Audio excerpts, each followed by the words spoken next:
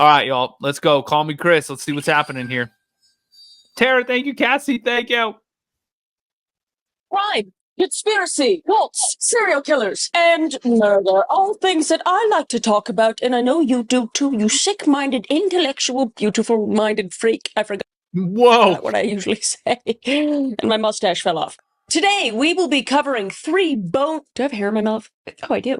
Today, we are going to... Oh, she's funny, too. ...be covering 3 bone-chilling Canadian murders that I am certain you have... Oh, Lord, Canadians. The Canadians, too? ...have not heard about. And not just any murders, but multiple murders, a.k.a. serial killers. So let's unbuckle your seatbelts, go Mach 5 down the highway, slam on the... Entertainment purposes only, TikTok overlords. And boy, do we love the TikTok shop, right, y'all? The TikTok shop. Supposed to say that and then they don't get mad at you. Brakes and bust through this windshield into these Canadian crime cases together. So, oh hell, Terry, thank you for the first gift and the rose. Thank you. First thing, we are going to talk about the Calgary serial killer. Calgary. So in the 1970s, a very strange sequence of murders occurred in Calgary, Canada. And there is a little catch. I know, yeah, it's Canadian Thanksgiving. This is crazy. To the story. I didn't even do this on purpose, y'all. But these murders were once unsolved until the evolution of DNA technology came to play and linked these crimes to a particular man. But we will talk about that after. So 4 women would be killed between the years of 1976 and 1977. Patricia McQueen, Eva Dvorak, Melissa Patricia McQueen, Rehoric, and Barbara McLean. So let's talk about the first victims. The first 2 murders were actually friends and students in grades 8 and 9 who attended the Easel Bazalgette Junior High School in Calgary. And Patricia McQueen resided at 2220 37th Street. Wait, is it actually called Calgary? I thought it was Calgary. Where are the Canadians at? Y'all, we need some Canadian flags in here. Is it Calgary? Have I been saying that wrong my entire life? I swear it was Calgary, but it's Calgary? Man, I look stupid as hell flying in, being like, I'm flying to the Calgary airport. And they're like, you mean Calgary? No, you're saying it right. You said it right. I'm with you. Street southeast in the Forest Heights area. It's Berta, baby. While her friend Eva lived at 3131 30 Avenue Southeast in Dover. And they would be last seen hitchhiking. Don't hitchhike, please. At 12. It was the 70s, though. Street. That was their version of Uber and Lyft. We get in the car with random strangers today. We just think because they're on our phones that we know them. And 9th Avenue. It's crazy as hell, isn't it? Stella, thank you. Southeast on February 12th, 1976. And the girls were supposedly told to leave the premises after being found drinking and obviously being underage at the time. They then were seen as don't do that. As well out partying for the next few days, taking different drugs such as LSD, weed, and drinking alcohol. Holy hell, entertainment and educational purposes only, TikTok overlords.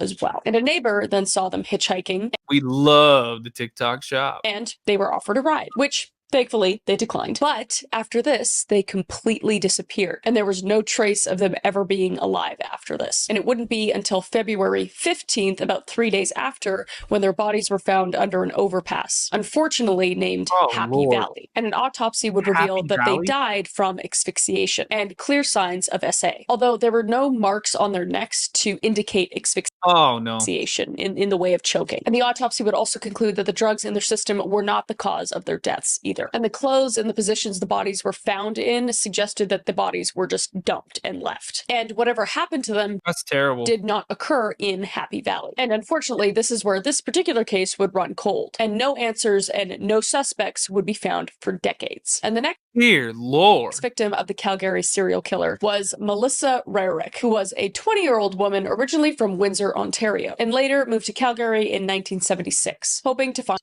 more work. And she would eventually find a job as a housekeeper at a hotel and lived at the YMCA, as money was tight. And this would unfortunately lead to her death, as one of her hobbies was spending time outdoors. And since money was tight, she also decided to hitchhike. Don't hitchhike out west to enjoy some hiking in the... It's the 70s. It's the 70s. That's like nowadays saying don't luber. What the fuck? That's suspicious. That's weird. We're not even talking about a P. Diddy case, and I have to say Luber instead of Lyft and Uber. Mountains for the weekend on September 15th, 1976. And she would be last seen by her roommate at the YMCA, supposedly around 9:30 p.m. However, a Calgary transit driver reported that he may have dropped Melissa off near Highway 1 in the Bowness area. Strangely enough, right next to Happy Valley, where the other two girls were found. And the next morning, September 16th, 1976, a body would be found in a ditch about 22 kilometers outside the city on a gravel road. Oh, God, what's a kilometer? What the hell is a kilometer? Around 10:50 a.m. near the Trans-Canada Highway. And she would be found fully clothed and had all of her possessions, including her cash. And the autopsy revealed that there had been a struggle with damage to her head specifically. There were also signs of SA, and the cause of death was also asphyxiation, just like the other two victims. Oh, Lord. However, found in her hand were long... Marcia said 2.2 miles. I know, I'm just being facetious. Black hairs that weren't hers. Because assuming during the struggle she probably was fighting and she pulled the hairs out of the killer's head and held on to them after she died. But with limited technology at the time, the culprit could not be identified yet. Which brings us to our fourth and final victim, Barbara McLean. So the supposed last victim of the Calgary serial killer was Barbara McLean, who was 19 years old and was employed at a bank and was originally from Nova Scotia. And 6 months later, she would be killed by this mysterious serial killer. An overly social and free-spirited soul, she would often go out with her friends to local bars. And living with her boyfriend at the time, she and her partner decided to go to Highlander Bar and meet up with some friends on February 25th, 1977. And according to witnesses, she was highly intoxicated this night and actually had a fight with her boyfriend, which eventually led to him being evicted from the bar. And she would continue without him. Evicted from the bar. 86. And continue Cody, don't give me how many feet it is, too. She said 3,280 feet. Y'all can start breaking down the damn inches, the centimeters. Partying with her friends till about 2:30 a.m. when the bar closed. And she would then reunite with her boyfriend in their car, where the argument developed and led her to get out of the car, being left behind by her stupid boyfriend in the parking lot alone at night and being no matter how mad you are, don't do that. Extremely intoxicated. She had no other way to get home except for hitchhiking, because Uber and I guess taxis weren't really a thing. I don't know. I mean, I know that Uber wasn't around, but I'm assuming this area probably just didn't have a lot of taxis at the time. And her plan was to go to another party to keep the buzz going. I mean, she was 19, so I understand. Rhonda.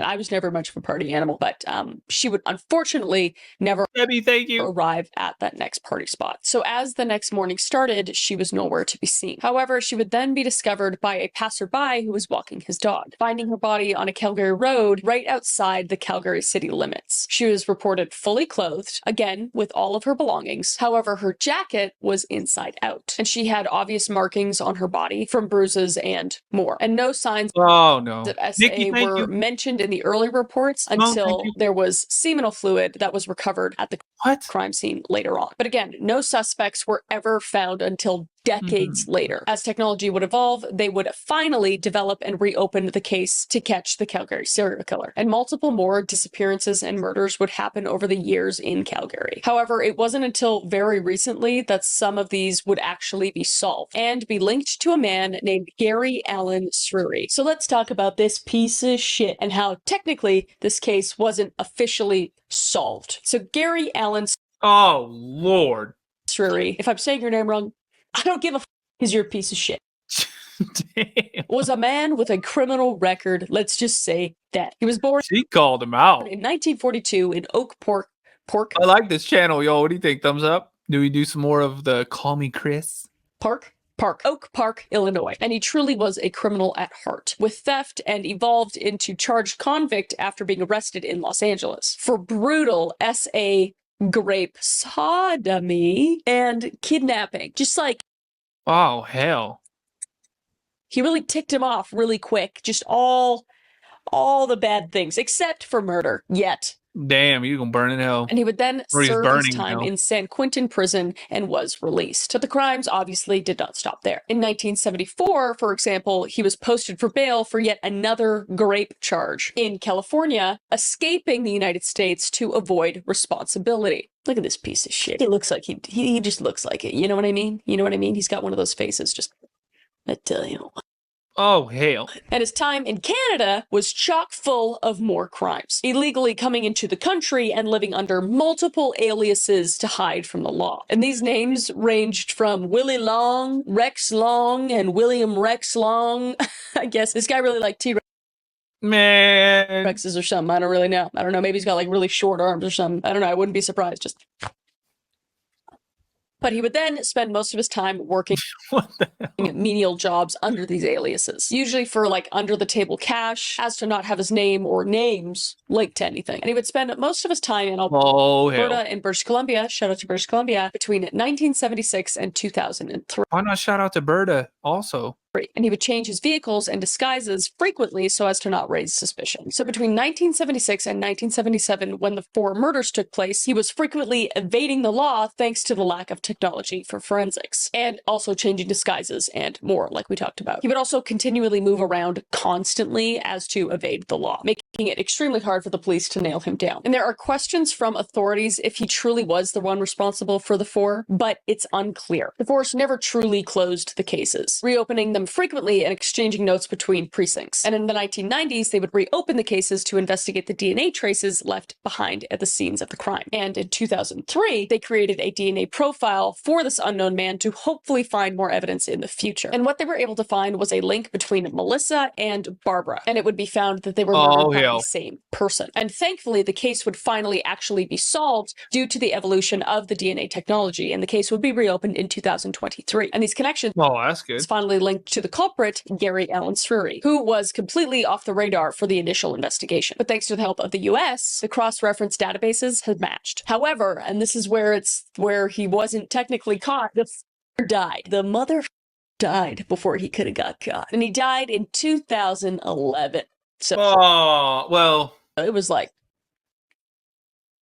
12 years after when he got caught. So just bullshit. And it is very unsure if those are the only crimes or murders that he committed in Canada. I'm going to safely assume he's murdered a lot more people because his history just speaks for itself. And there's no doubt as more investigations are reopened, the families of the victims can finally be given closure, knowing that the deaths of their families have been solved. At least we have that. At least we have closure for the families. But Gary is truly looking up at us from down below. Just flaming, just boiling and burning and broiling and burning out. Hell. And this is the victims' families' responses to the solved murders. Quote unquote saying, "We would like to thank from the bottom of our hearts the team of individuals who worked so many days and countless hours on solving this cold case. Without them, we would still not know today what happened to our sister Patsy, Patricia, and her friend Eva. We will forever be grateful and thankful that they never gave up on our girls," said the McQueen family in a statement. And the DeVorks family said that they are thankful for the closure they have been given as well, saying, quote unquote, "Eva was loved and cherished by her family and all who knew her. Her bright smile and bubbly personality was contagious and lit up any room. When Eva was around, there was no sitting still, always dancing and singing any time of the day. She enjoyed spending time with her sisters and cousins while swimming, roller skating, and ice skating." And from Melissa's family, "Our message is one about Melissa, being a fun, loving, adventurous, and hardworking person. She was honest, positive person who trusted people. She enjoyed traveling to Banff." I love Banff. "For her love of nature, but also to travel for her curiosity about seeing Canada." And the McLeans also expressed appreciation finally having the answers to questions that we've had to live with all these years. So I think that's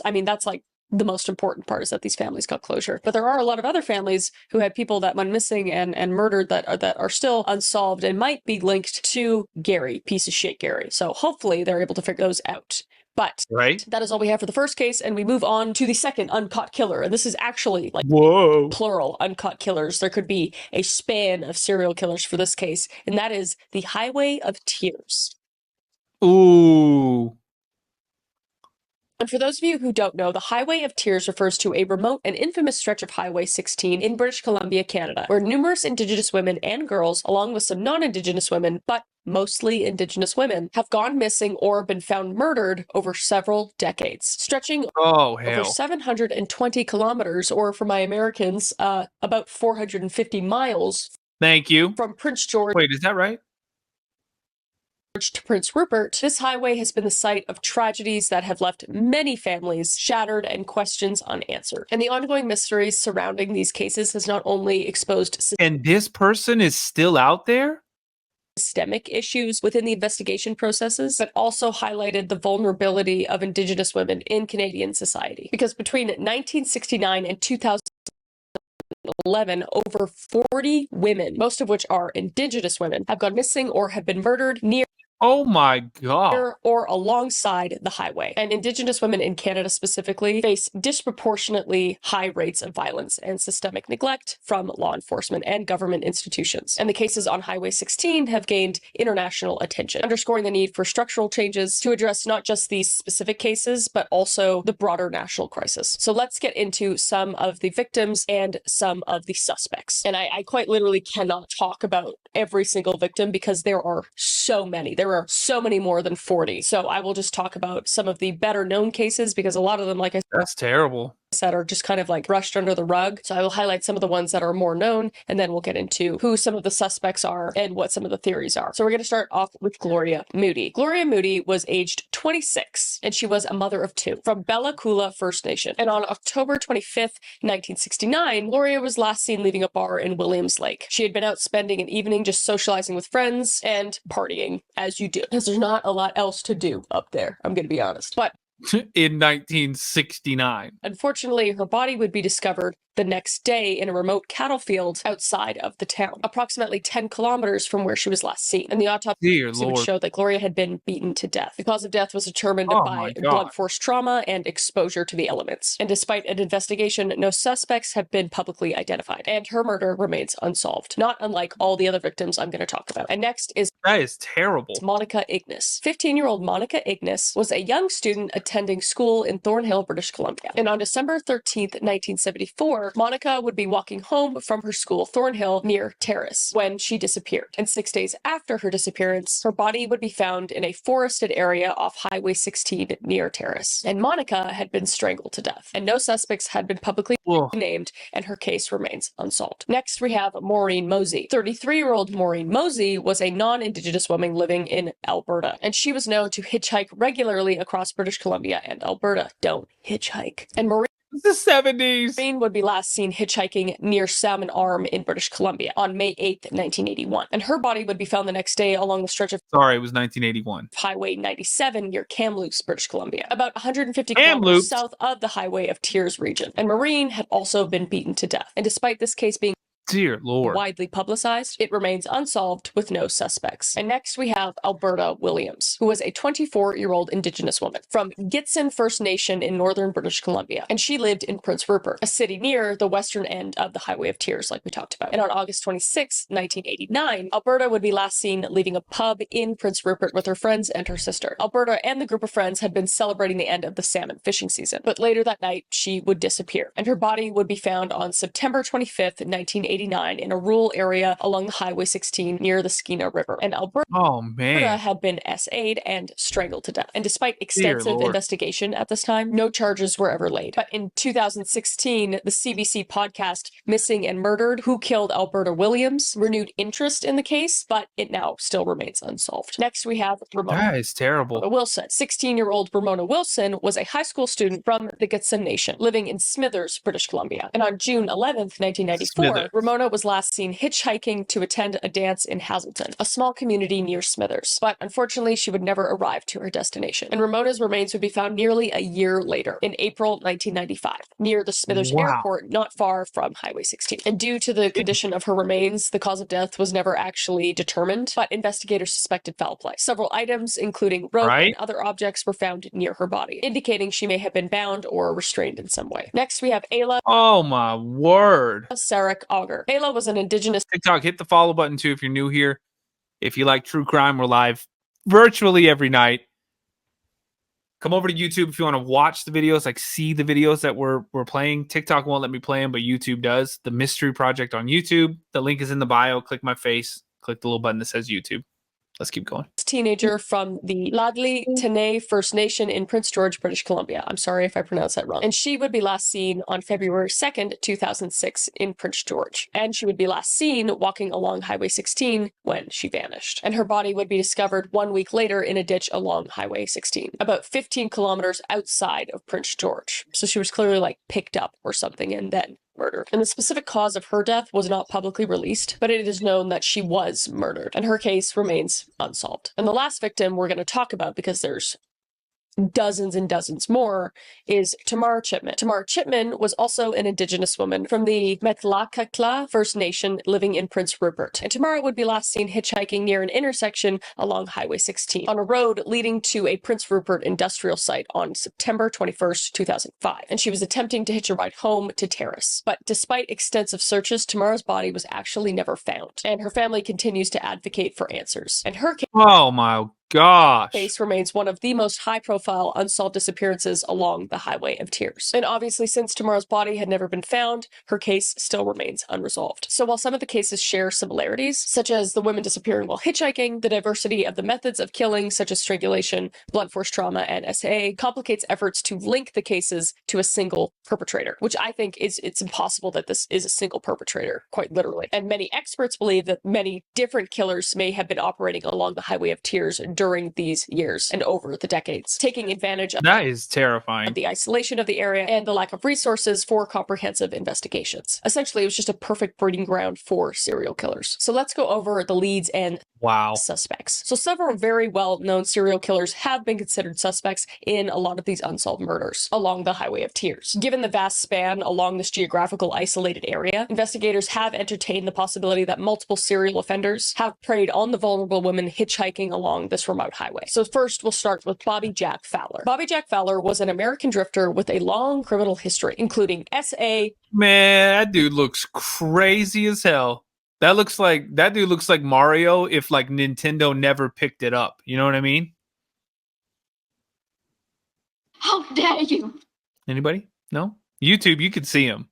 TikTok, you can't see him. Attempted murder. But that literally looks like what Mario would look like Mario Brothers, if Nintendo had passed and it was something else. And kidnapping, just ticking all those boxes. He spent a lot of time working as a laborer in Canada and the US in the 1970s and 80s, a period of time when a lot of the murders occurred on the Highway of Tears. And Fowler was definitively linked to a murder that happened in 1974, which was the murder of a 16-year-old girl named Colleen McMillan, one of the youngest victims along the Highway of Tears. And in 2012, advances in DNA technology led to that match between Fowler's DNA and the evidence from Colleen's murder. She would also disappear while hitchhiking, and her body would be found shortly after. But Fowler would die in prison in 2006. But investigators do believe that he was responsible, most likely, for additional murders along the Highway of Tears and potentially in other parts of the US and Canada. But again, we'll probably never know because he's dead.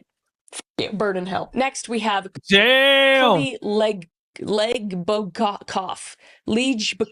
I don't care because you're stupid and a piece of shit and you're awful. Oh, hell. I don't care. I don't care how Calling you say him it. out. Anyway, Cody is a convicted Canadian serial killer and responsible for the murders of 4 women, including a teenage girl, between 2009 and 2010. Cody was only 19 years old when he began his killing spree. His victims, including a 15-year-old Lauren Leslie, were all from British Columbia, though not all of them were Indigenous. Melissa, yeah, it's Methio instead of Mario. Or connected to the Highway of Tears directly. And where Cody's crimes do not precisely fit the pattern of that's a creepy looking dude right there too. The earlier Highway of Tears murders, his proximity to the region and the nature of his crimes, targeting women in rural areas, have raised suspicion that he could be linked to other unresolved cases. However, there is no conclusive evidence linking him to any of the Highway of Tears victims, technically. And his relative youth at the time of his conviction makes him less likely to have been involved in those earlier cases. But investigators have not completely ruled him out as a suspect for recent disappearances. And that brings us to Edward Dennis Isaac. Edward Dennis Isaac is a lesser-known suspect in the Highway of Tears murders. He was convicted of the brutal rape and murder of a 49-year-old Indigenous woman, Margaret Peggy Nicole, in Prince George in 1981. And Isaac had a history of violence and was known to frequent the Highway 16, the Highway of Tears. And while Isaac was only convicted of 1 murder, his proximity to the Highway of Tears and his violent tendencies had led some to speculate that he may be responsible for some of the unresolved murders. However,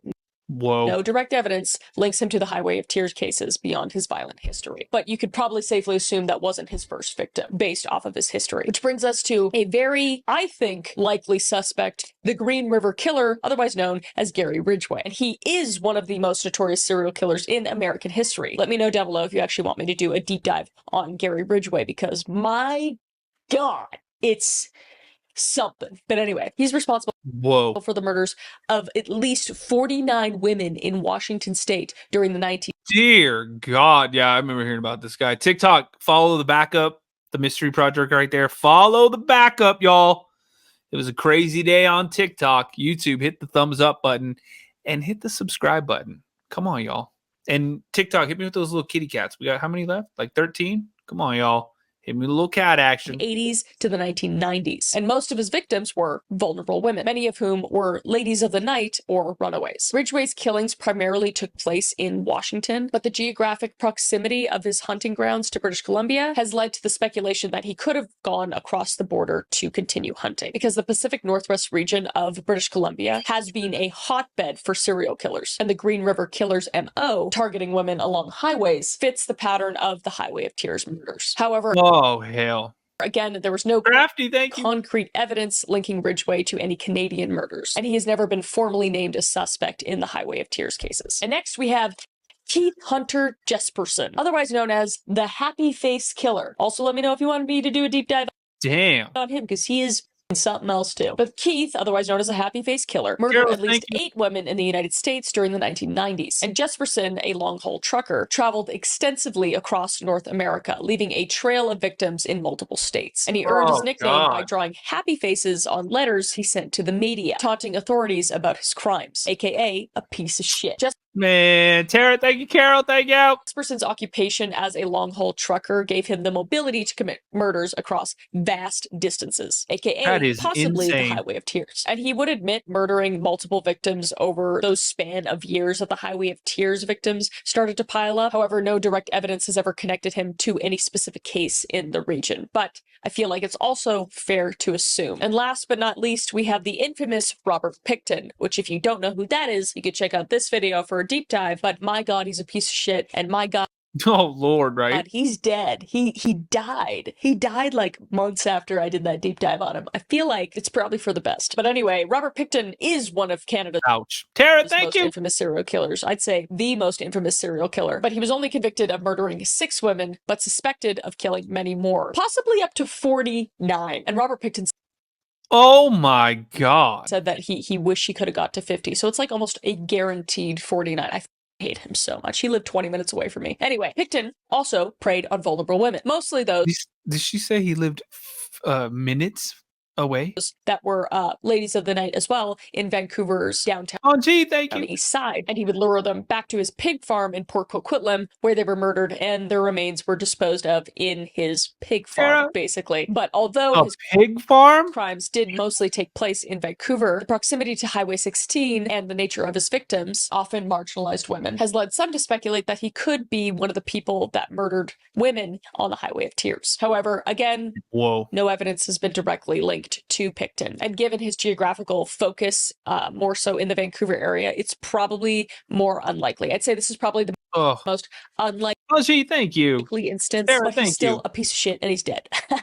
So, Damn, she calls him out too. She doesn't put up any, she didn't mince words, as we but the say. idea of multiple serial killers operating along the Highway of Tears is like the most horrifying thing ever. And while some serial it's killers pretty damn like Bobby creepy. Jack Fowler have been definitively linked to a victim along the highway, others just remain speculative suspects due to the lack of conclusive evidence. So it is likely that the combination of factors, including serial offenders, local predators, and possibly just opportunistic killings by individuals passing through the region, contributed to the ongoing tragedy of the Highway of Tears. And Wow. despite the ongoing investigation and public interest, many of these cases remain unsolved, leaving open the possibility that some of these notorious killers may still Oh, gee, thank you. be linked to some of these unresolved murders in the area. And I think these women need justice. Yeah. So I think shedding some light on the case might help in some way, but I really think these families need closure. And it's in my home, you know? So yeah, that is our second uncaught killer, and that brings us to our last. And this last murder is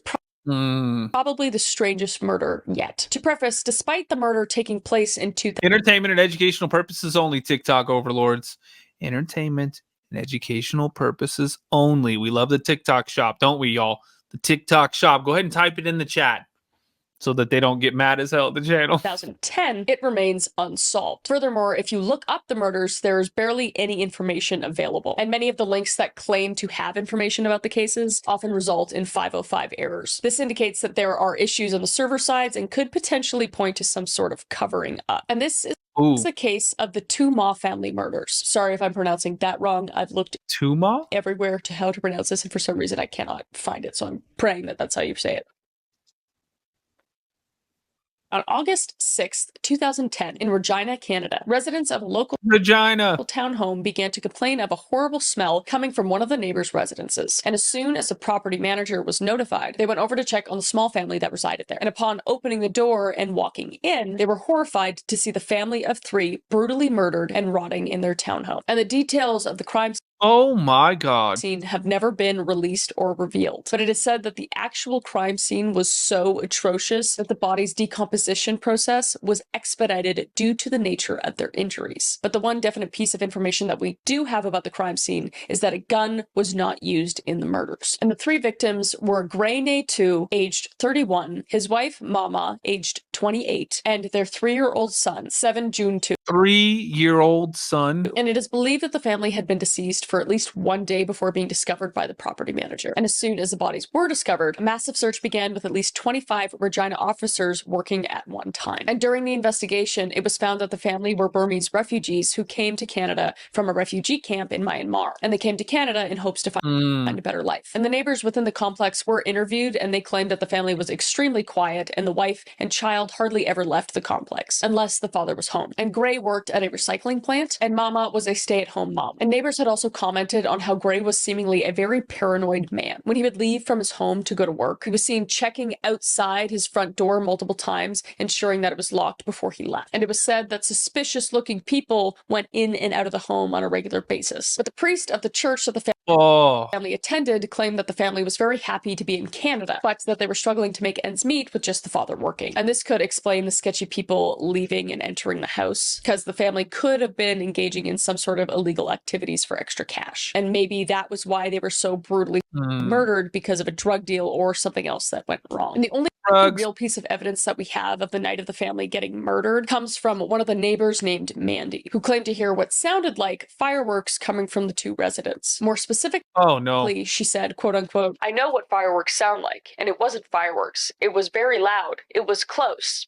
Very close." What the was it, Mandy? But it stated explicitly she called out Mandy too, that a gun was not involved in the murder of the 2 families. So what was Mandy hearing through the walls of her townhome? Furthermore, she heard loud pops through the wall, but not screaming. And it seems a little suspicious, because if the murder was so gruesome as investigators stated it was, then someone probably should have been heard screaming at least once. And if there was no screaming, then it was possible that maybe the murderer wasn't alone, and maybe it was a group big enough for members to bind and maybe gag the family. And during the investigation, the investigators interviewed literally hundreds of people from the Burmese and Karen.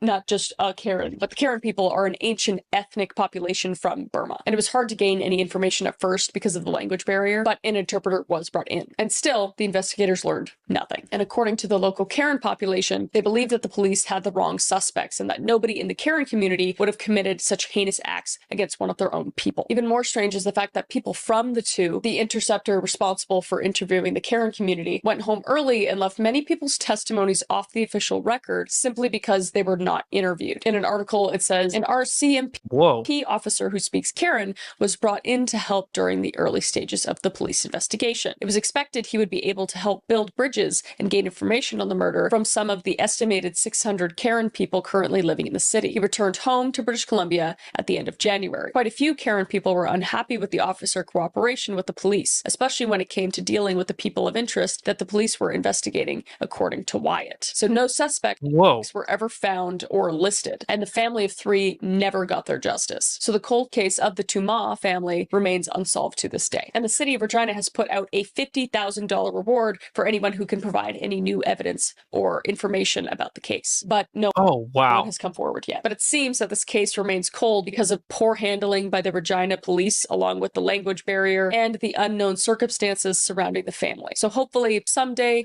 the murder can be brought to justice, but until then, we won't know. So that concludes the video. I hope I was able to shed some light on some really interesting cases for you guys. were. And if you have any suggestions for any other true crime deep dives or any other kinds of deep dives, let me know down in the comments below. But yeah, stay safe out there, and I'm going to go to bed. Bye. She is funny. Y'all, that's all I had for tonight. I did start early, but that's all I got for tonight. Y'all, YouTube, hit the subscribe button, hit the like button. I love you guys. Be safe. #Team Rewatch. I'll see y'all tomorrow. And TikTok.